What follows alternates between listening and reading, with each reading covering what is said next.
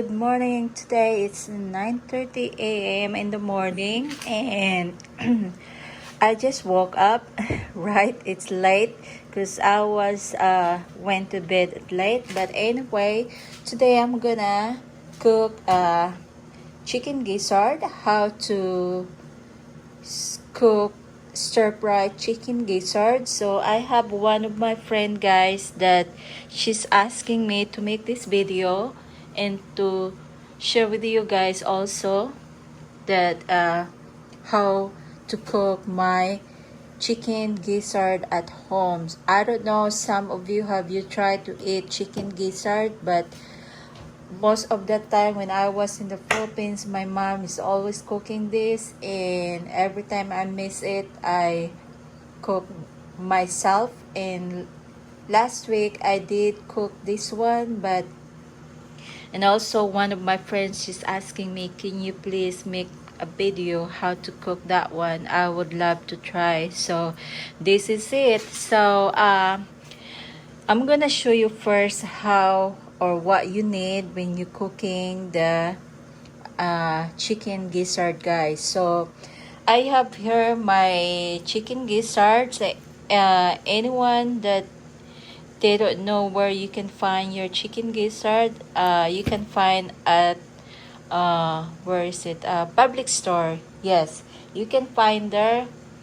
The reason that I love to buy on public store and chicken gizzard is because the chicken gizzard is already clean. But even though it's already clean, I still need to wash my own too. So yeah, I still washing on it because you never know, you know. So here I have my chicken gizzard at public stores. So anyone that know where you can find your chicken gizzard at public store is the best.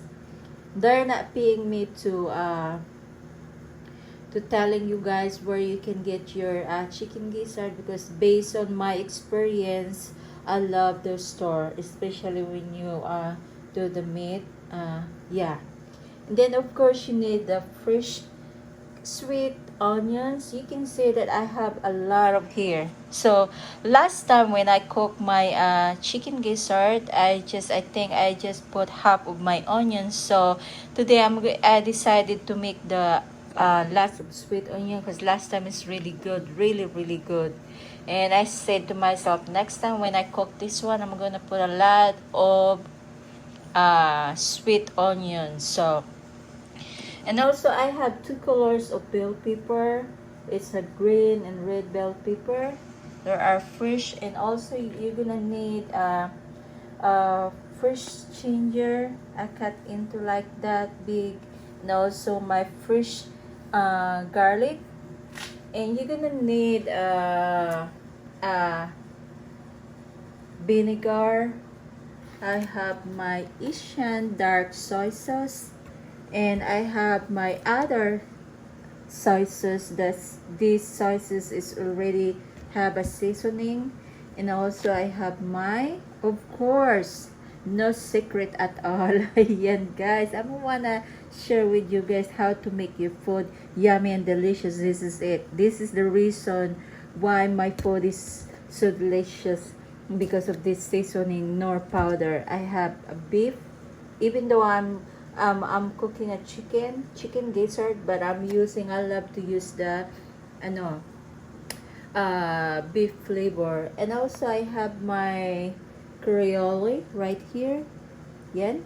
And also this one guys is optional, but I love to put this one to make more delicious my chicken gizzard. But if you don't have like this, that's fine, don't worry about that. But if you do have this, and you asking me where I can get this one, so you will find this at Walmart store, guys. Walmart. And also I've been telling you guys about this time that I just find out that there's a lot of good benefits on it, on this herb. I'm telling you guys, if you want to know everything what those benefits, you can Google it and check yourself what good benefits that they're giving you from this time guys, kailangan natin, we need to eat a lot of um, uh, uh, healthy food, more on organic cooking at home guys. This is very important, that way we stay healthy guys. So, and also I have my ginger stir in paste pala, since nasa pronunciation ko. And also I have my chunky garlic stir in paste, and my favorite one, a lemongrass in paste. So those are unique. Maybe you're wondering why I have those three that I have already cut over here. So I will show you a minute guys when we do starting process our cooking. So don't go away, you stay and watch my video. And if you're new on my channels, and don't forget to like my video or subscribe. But thank you anyway guys. But I make my own, no, I'm not making my own vinegar, but my vinegar, you can see right here. So I'm putting like red chili pepper, yan.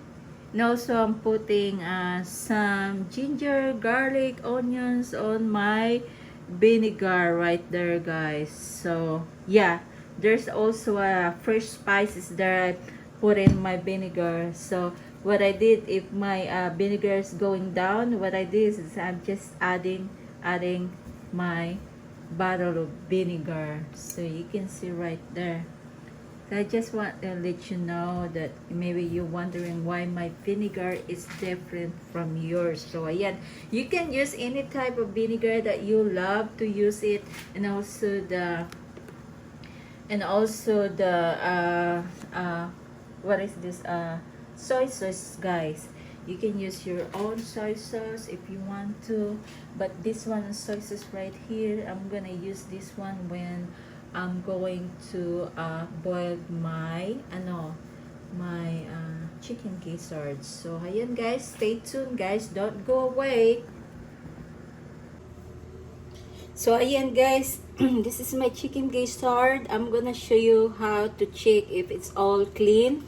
So you have to open this.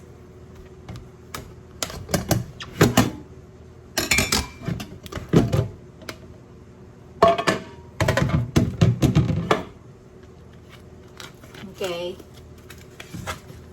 See, that's why I like to get my chicken gizzard public store, because it's already clean. But other than that, even though the container is already clean and ready to cook, I'm still washing my meat and vegetables. See, you can see right here guys, see, it's clean. So those people, they don't know how to clean, it's right here. You will see right here guys, see this one right here. Sometimes there are yellow right here. You have to take it out, that yellow skin on from the chicken gizzard, because those are the bitter taste. So I think everything is good. Yep, it's good, no yellow. I'm gonna show you what it's look like if we can find, because sometimes I did try to buy the chicken gizzard from other store. There's some of the meat still attached to the skin, the yellow skin attached to the meat. So yeah, I guess we're good. They're clean.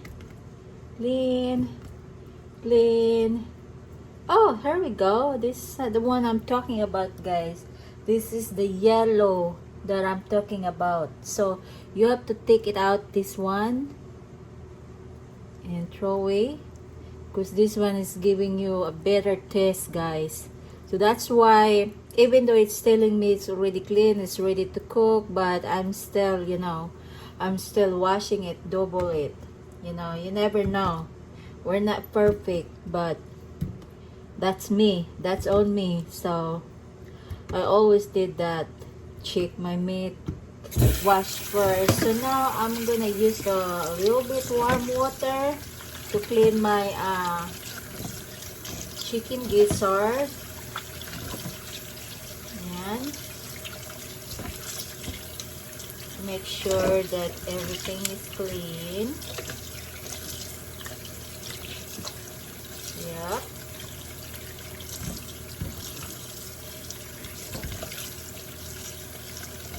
Yeah.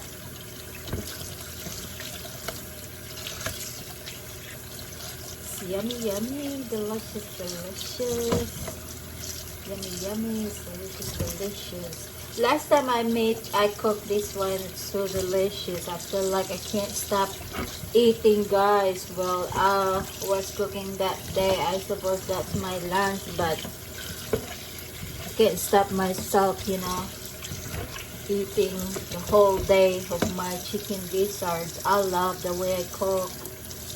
If you guys follow the instruction, how the way I cook, then you're gonna tell me how good it is. Yeah, some of my friends has tried my cooking technique. They're taking orders. I'm taking orders sometimes because some of my friends that they're busy at work, they're asking me, can you please cook that for me? Then I do cook for them. You know, sometimes it's like my price is, you know, because I have to buy the meat plus the ingredients plus the gas, you know. It's not easy when you're cooking at home. It's not easy if you're having business food because you're the one buying the meat, everything, and then yeah. So yun na. I think it's ready na. Okay, so I think I'm gonna get my pot and put some water, guys. Then let it run the water to cold.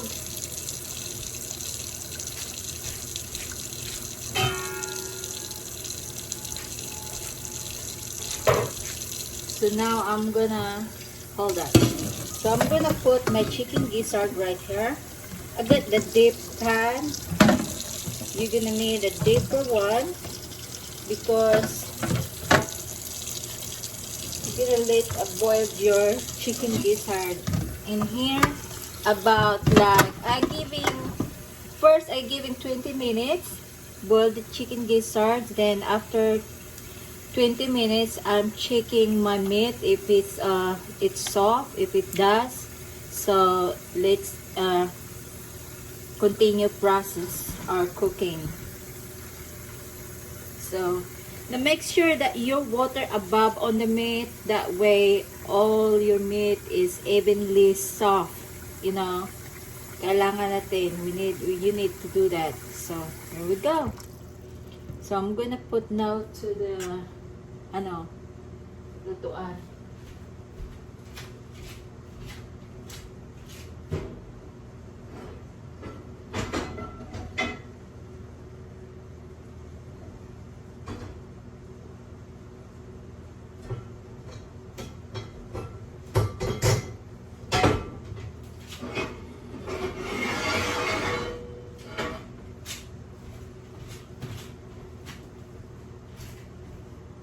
Ayan guys, so your chicken gizzards is already in here on the pot. So before you're gonna turn it on the stove, I need you to add the 1 cup of dark soy sauce, guys. That way it give it's up to you guys how much, you know, how much oh, it's too dark. So it's up to you guys how much the soy sauce that you're gonna put it. If you don't really like a lot of soy sauce that you're gonna put to your chicken gizzard, either you can put half a cup of soy sauce, but I did put 1 cup of soy sauce because the reason that I'm doing that is I wanna taste the meat or go away the smelly, different smell from the chicken gizzard. So now I'm gonna add my freeze ginger. You can see like this, so I'm cutting like that. So I'm gonna put right here to my chicken gizzard, and also I'm gonna add my fresh garlic. Ayan. Wala, uy, nadagan man ako ang patis. So basta kayo nang bahala mga inday kung gaano karami yung inyong yung inyong patis. So ngayon is, I forgot to show you guys that we're gonna need corn, black pepper. So I'm gonna pour is like, I'm gonna estimate it like 1 tablespoon. Ayan.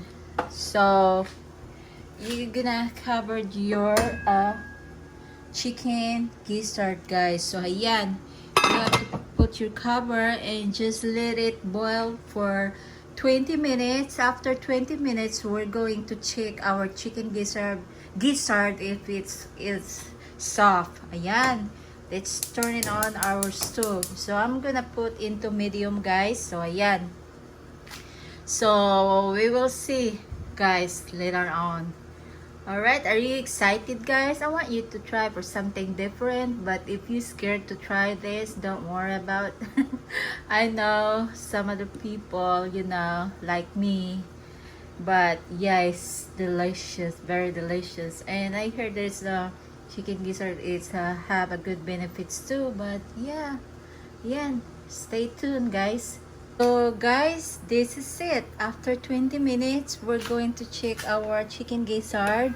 This is its look like, guys. So be careful kasi mainit siya.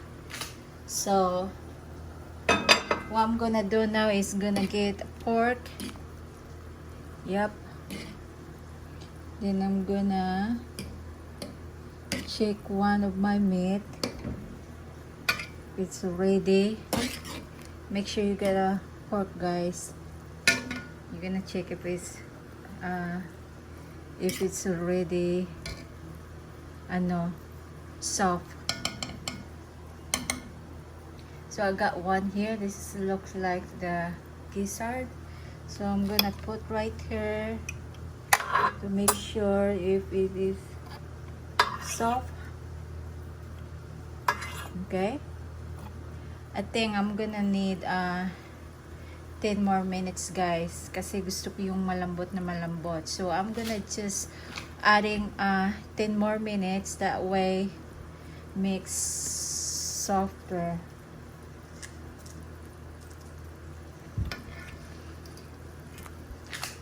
You put the cover again and add another 10 minutes, guys. Ayan, guys, I'm gonna get my chicken gizzard and drain the juice. So ayan na yung ating chicken gizzard. This is my chicken gizzard right here. So you have to drain the water.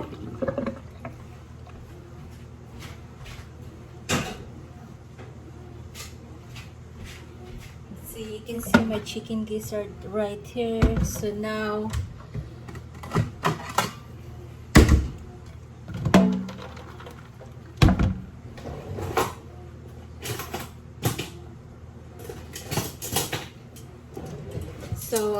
I'm gonna get one by one.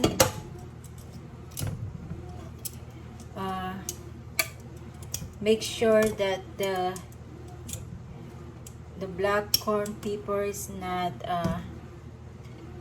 attached to the chicken gizzards. Yan. What we're gonna do next is we're going to dry our meat. We're going to fry it first without oil.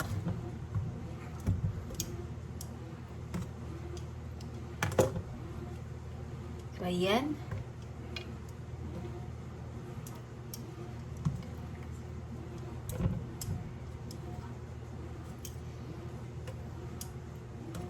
This is my chicken gizzards, guys. after uh, I boiled for like 30 minutes, guys. So I boiled like 30 minutes. That's enough to soft my chicken gizzards. So yeah, it's up to you guys how soft do you want your chicken gizzards, guys. So I suggest that after 20 minutes you can check your chicken gizzard if it still need more time to make it soft. That's what you're gonna add it more minutes to completely soft your chicken gizzard. So let's next to the next process, guys. Oh, you can see right there, I'm gonna turn on my stove and let it dry the pot first, and then we're gonna add our chicken gizzard without oil first. Yan.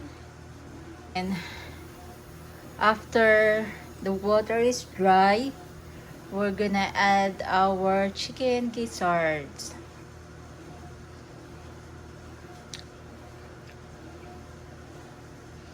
Chicken gizzard adobo or stir fry chicken gizzards. Yan. Just wait when your pot is dry, and then let put our chicken gizzard. So I'm gonna add my chicken gizzard now, like that, and just let the chicken gizzards turn into light brown, like light brown. So just until the gizzard is dry, until the gizzard is turned into light brown. This is already brown, but it's gonna be turned into a little bit darker. Yan. So let's wait. So as you can see now that I can hear the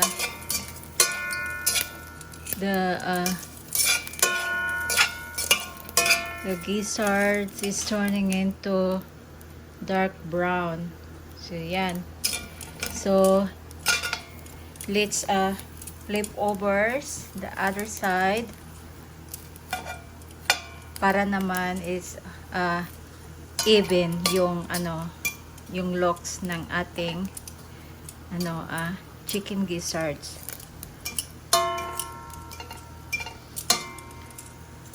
See? Yan.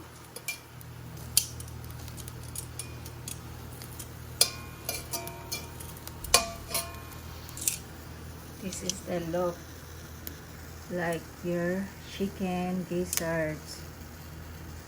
Just give it one more minute. Then when the chicken gizzard is turning to dark brown, it's time to add the cooking oil, guys.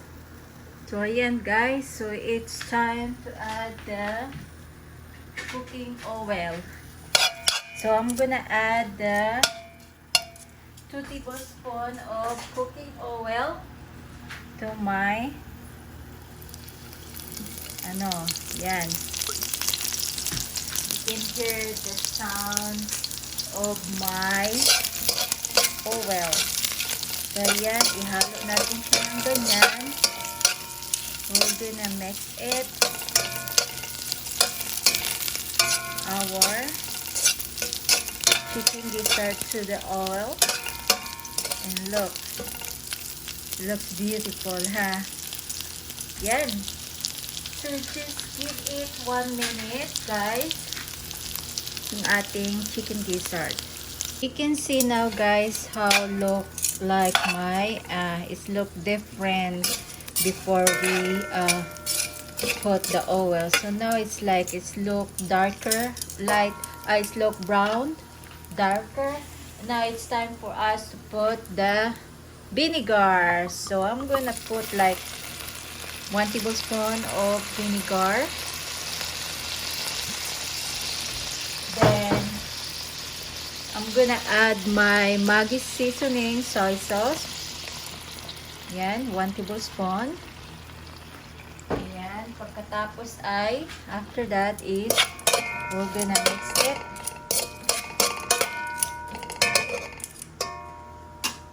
Yan. So we're gonna add the bell leaves, guys.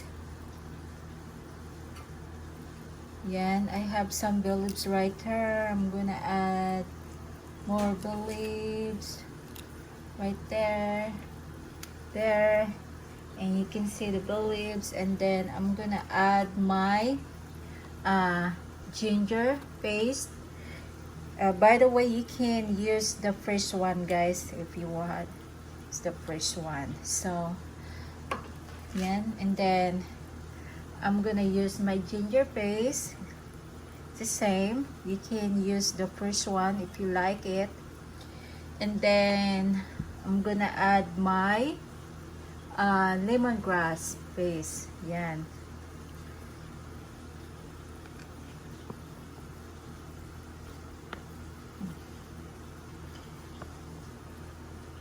Parang ayaw lumabas yung lemongrass, Yan. It's like feel like they don't want to get up more on the lemongrass. So ayan.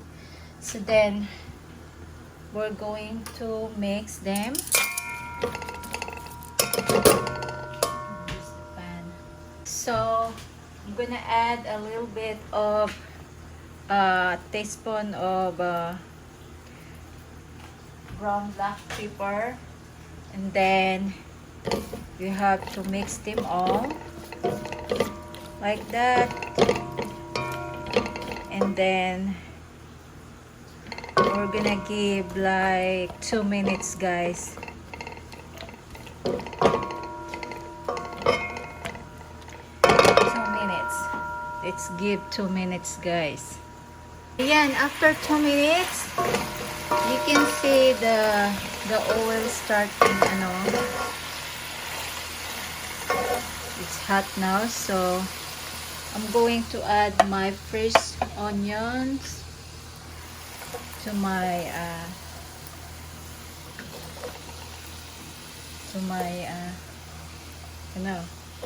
so you know what, I'm gonna add all of it one time, and then you make sure you mix the vegetable on it to the chicken gizzard, and just give it a couple minutes that cook the vegetable, guys. Looks so pretty, huh? It is pretty, guys. So by the way, guys, after we adding our bell pepper and the onions, I put the cover. That way it will create a juice from jasa. That way they create a little bit of juice from the bell pepper and the onions. So I'll show you guys.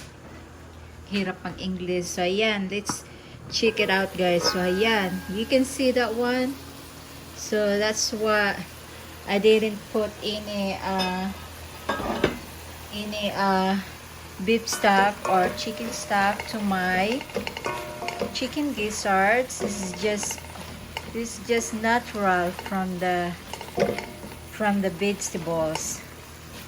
So now I'm gonna add, so I have my seasoning here, so I'm gonna add my oyster sauce, like 1 teaspoon of oyster sauce, and then I'm gonna add my thyme. So I'm gonna add like 1 teaspoon also. Yan. And also I'm gonna add my